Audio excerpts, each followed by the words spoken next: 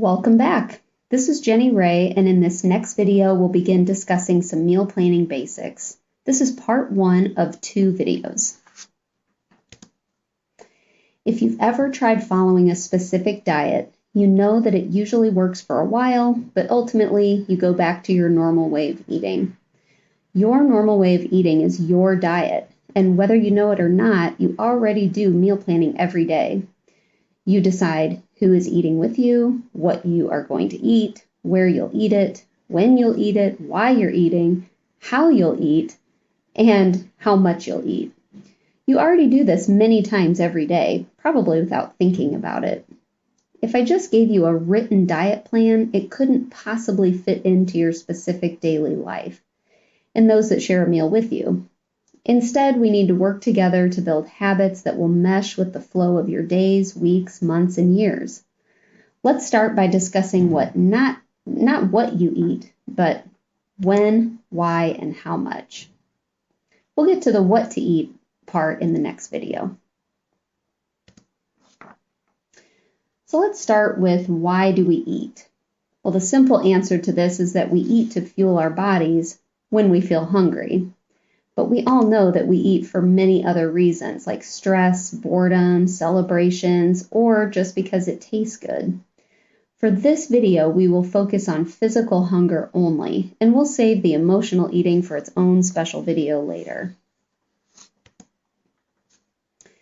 This brings us to when and how much should we eat. To answer this question, we need to tune into the built-in system that we have that regulates our hunger and fullness. This is our appetite. The typical American diet often means that you skip meals throughout the day or nibble on snacks and you eat most of your food late in the day. Take a look at this hunger scale to see how this turns out. The guy on the far left, number 1 on the scale, is completely starving or ravenous. He hasn't eaten in many hours and feels shaky. His stomach is rumbling and he's kind of hangry. I'm sure you've felt like this before. When you feel this way, are you going to be motivated to cook or prepare a nice, healthy, balanced meal? Not really. You'll more likely want something quick and filling, maybe fast food or whatever you can quickly get your hands on in the pantry. Chances are you'll eat quickly and more than you needed, and you'll leave yourself feeling stuffed or sick like the guy at the far right of this scale, number 10.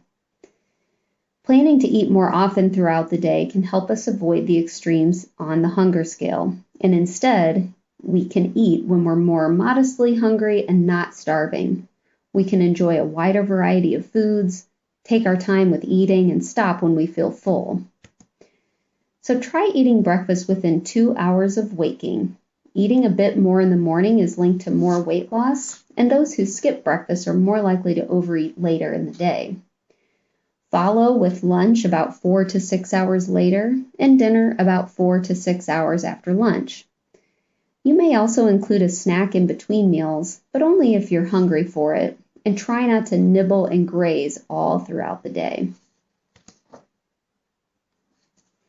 So in summary, before we discuss what to eat, we need to first look at our habits around when we're eating, why we're eating, and how much we're eating.